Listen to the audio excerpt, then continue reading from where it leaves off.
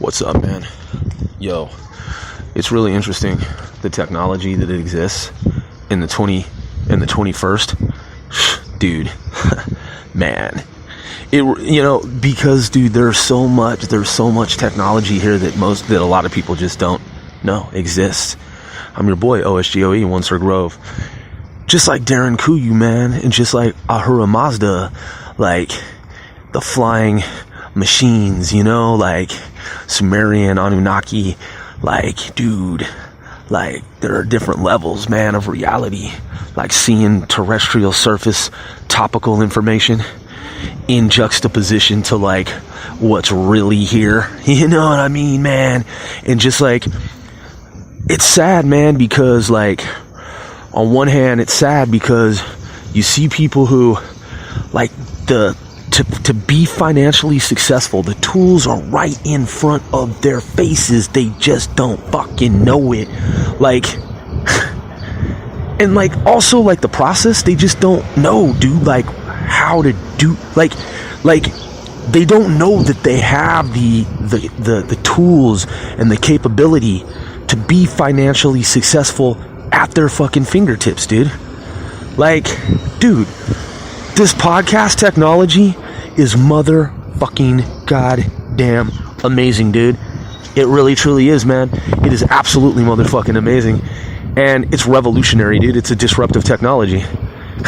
Some people don't even understand that. They're just like, yeah, I heard of that thing called like the podcast. Dude, this is what broadcasters used to do and used to have elaborate setups, like enormous like budgets that went into the newsroom, the anchor room, the anchor man, the anchor woman, the whole newscaster shit that motherfuckers. And man, the other thing, man, is like I'm observing traffic patterns, dude, on this planet. It's like, just take your motherfucking turn when it's time to go, is what I say to these people that are on these corners, just kind of like rubber, like, what do I do? Should I go left or should I go right? Well, it's a right turn, so why don't you turn your motherfucking stick and go, dude? Like, what the fuck are you waiting for, dude? Like, I'm not in your goddamn fucking way or your lane. Get the fuck out of the way so other people can go, asshole. Fucking asshole. So yeah, man, the whole news reporting thing, man, of the past, it used to be that a tremendous amount of like resources and energy and so forth had to go into creating the production, into making the production, into the production process. Now it's all motherfucking digital, dog, like, and not just that, but the tools that are available are leading edge, bleeding edge, cutting edge. And yes, there is a distinction between each one of those three, for those who didn't know. I found that shit out like 15 years ago, and I was like, oh, interesting. There are degrees of edge.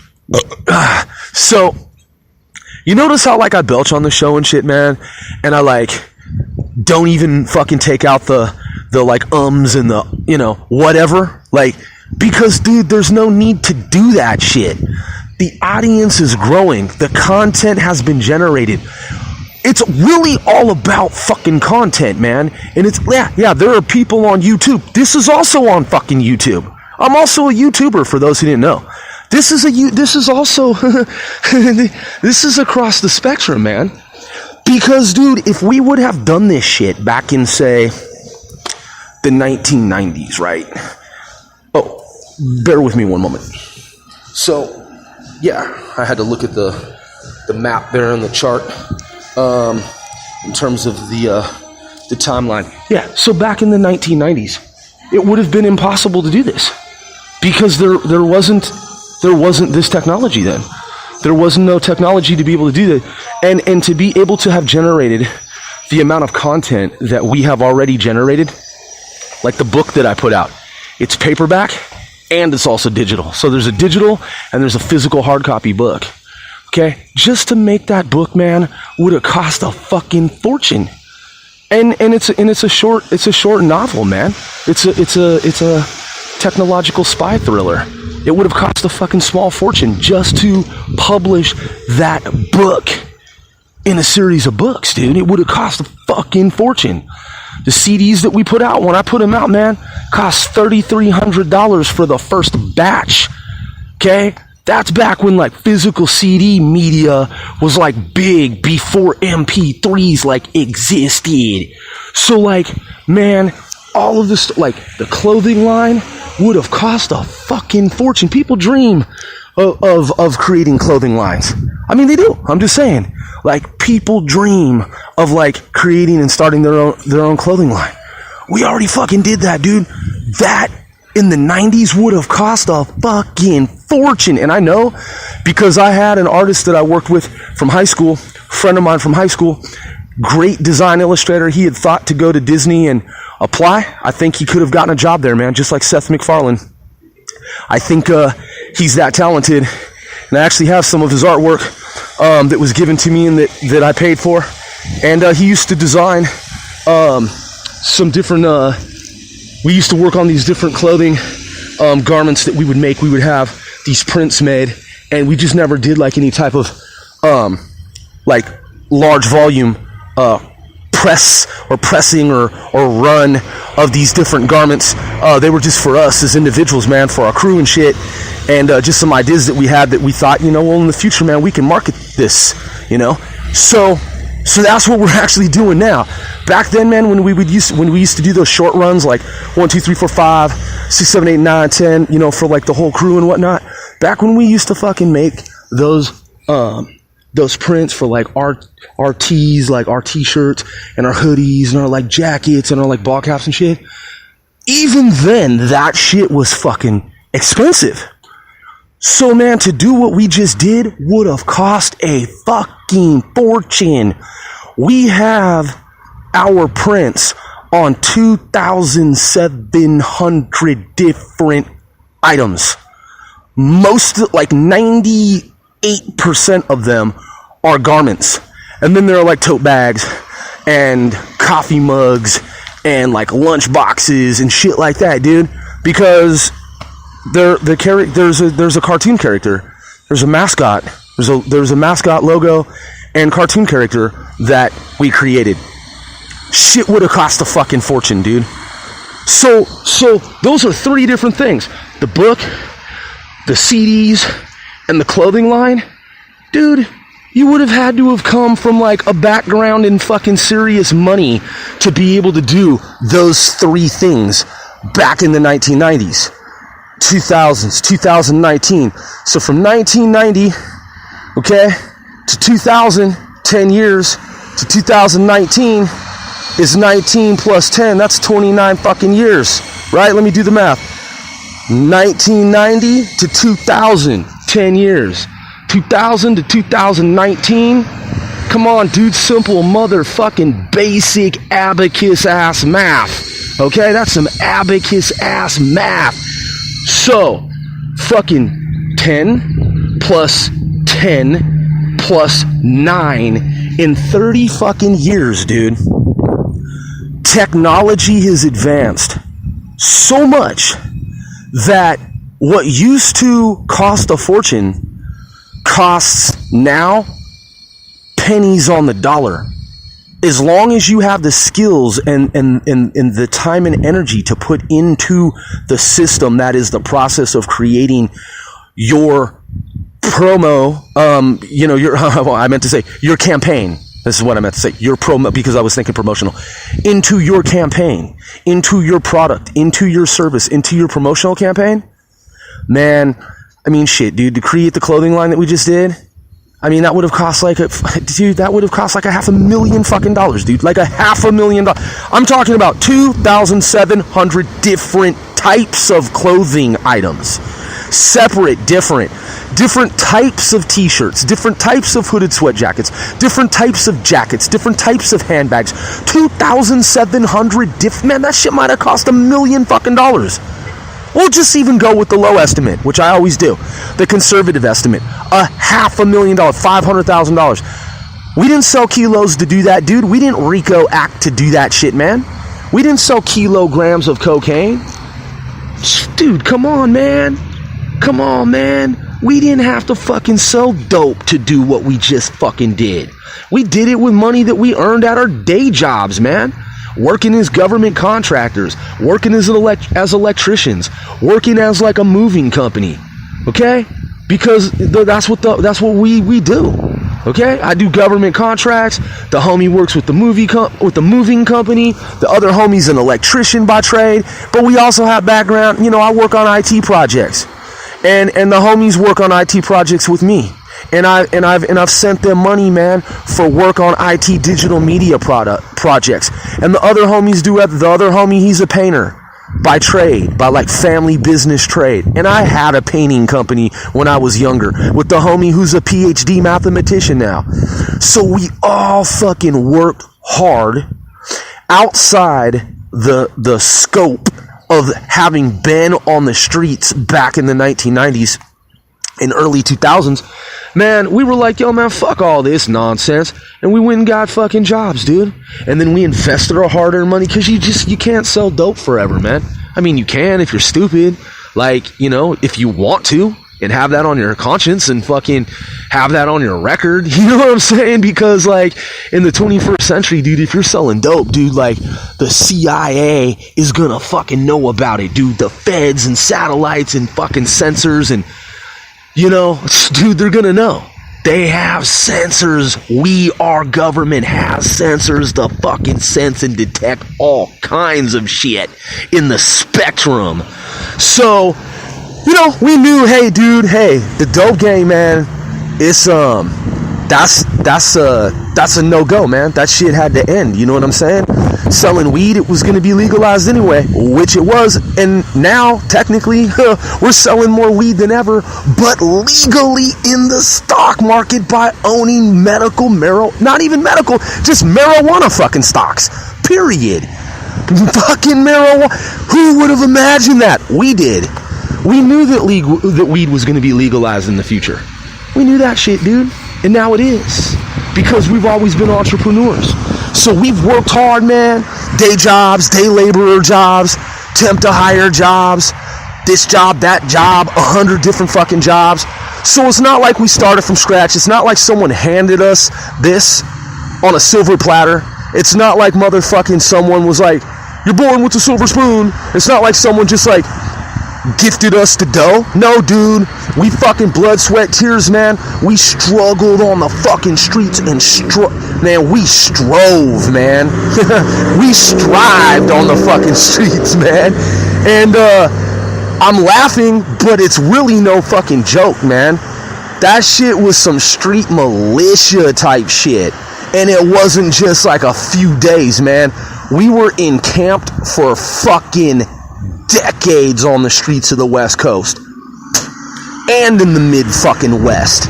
So, man, hey, dude, when the people who at the time were at the top of the food chain, when they wanted to do their dirty motherfucking drug war on the streets of America, we were in it. We were in that motherfucking shit. They brought it to America, dude, and we weathered the fucking storm, man. Like I said, blood, sweat, tears, man. Street militia shit. We fucking did that shit. So, and I'm not even embellishing that, man. And I'm not even condoning that shit. I'm just saying that's what we did to survive, man. So, given that, now that the drug fucking war is over and we have our street U.S. American street veteran status of having been in a drug fucking war with those who brought the drug war to America, man, we're legit, dude, 100%. We ain't on no RICO shit. We're not fucking stupid in that way, man. We're not on any kind of fucking shit like that. All of our money's legit and accounted for, and we invested our money in the U.S. stock market and foreign stock exchange is. So, that is foreign markets. So, hey, look. So, what we have done is we followed in the tradition of empire building a network, creating and establishing an organization, building other networks and bridges to other networks and sub-networks and sub-organizations and other organizations that are associated or sometimes not even associated. We've done all that shit, and it's all 100% legal, and we're on zero RICO shit. So, hey man, it would have cost a fortune back in the 1990s to do what we've done. I mean, it already cost us a small fortune in what we've done.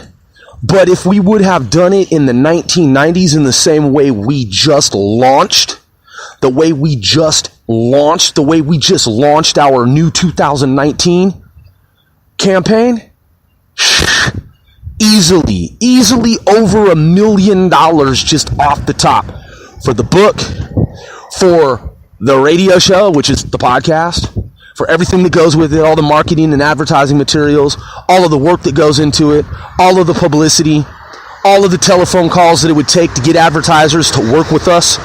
We have all that shit, man. We have major advertisers on this podcast. Each one of these podcasts has advertisements from major advertisers, major U.S. companies, major U.S. corporations. In the 1990s, to get on the phone and to drum up that kind of business, to make telephone calls, to call companies, to try to get some type of product placement, some type of advertising sponsorship, man, come on, dude. It would have taken a staff to do that shit, and it would have taken days and weeks and months and possibly, quite possibly, potentially years. That shit would have cost hundreds of thousands of dollars on top of the book, on top of the clothing line. Okay, the clothing line, I already at 2,700 different clothing garments, different types of garments. That in and of itself, easily $500,000 fucking dollars. Okay, if you think that you can start a clothing line and you figured out how to do it, and you can go out and you can make 2,700 different garments, they're all different kinds of garments with your different logos on them. Show me, man, a company that you've been able to find where you can do that for less than $250,000. You're going to go to them and you're going to say, and by the way, I'm not giving any kind of legal or business advice. This is all for information, educational, informational, entertainment purposes only. If you go to a company, anyone, and I'm saying this hypothetically, I'm not telling you to do this and I'm not challenging you to do this. What I'm saying is someone were to do this and go and say, hey, look, we've got these designs and we need to put each one of these designs on 2,700 different garments. I mean, come on, dude. I don't know, and I'm just putting this out there, and I'm just saying this. Like, I could be wrong. I could be wrong. I don't know. I haven't used Cafe Press in a long time. Are there 2,700 different types of garments on Cafe Press? The last time I looked, I'm pretty sure there wasn't. I mean, there could be now, like flash forward to however many years or decades they've existed. But I'm saying, dude, even when those types of websites first materialized and debuted and were created, I mean, there was a finite number of different types of, like, garments that you could put your, like, designs on, okay? Like, I'm pretty sure, like, most everyone in the world who is, you know, that has observed those types of sites will understand that, okay? Well, we figured out how to fucking do it with 2,700 different garments. And if you were to go to a printing company, if you were to go to a garment and an apparel company, some type of like printing company, and you were to have your logo put on one garment, and you're like, yeah, I'd like to order 100 of this one garment and then sell each one of these 100 t-shirts or hoodies or ball caps for, I don't know, $10 fucking a piece. They would have been like, okay, you want 100 of this print? All right, so that's going to cost you, let's see, each t-shirt, we'll give you these t-shirts for $5 and you want 100 of them. Okay, so that's going to cost you $500. Okay, let's just do the quick motherfucking math. Let's just do the quick motherfucking math. What is, if you get your calculators out, what is, oh, hold on, I have to increase the brightness here on this because somehow, some way, the brightness has dropped. The point is, even if you were doing that volume, oh, here we go, display. And bear with me. The light situation has changed here. Uno momento. All right, okay. What the fuck is this? This thing has networks.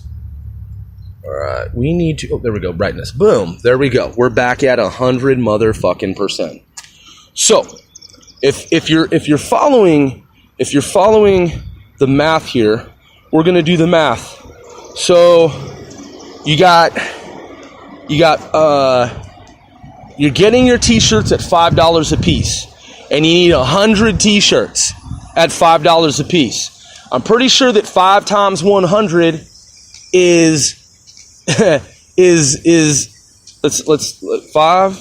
Hold on. We're gonna do the math together. 5 times 100. Okay, so $500. I said that, right? I mean, it's simple. Kids can do that shit. Like a 1-year-old nowadays can just do that shit, right? Okay, I'm just doing the math to make sure that, you know, that we're all on the same page here. Okay, so that's one garment that you've created. That's a t-shirt. That's one type of t-shirt. Now you got another type of t-shirt and a third t-shirt type of t-shirt. And then you've got a hooded sweat jacket and a second kind of hooded sweat jacket. And then you have another kind of garment and another. You have 2,700 different types of garments. Let's say you need 100 of each one of those 2,700. So it's 2,700, and we're going to go with the asterisk here. Times simple math, because we're going to take 2,700 with 2 zeros, and we're going to add some zeros to that. So we're looking at 4 zeros. So that's $270,000, right? Isn't that what I said? I said about $250,000. No, I said 500,000. You know why?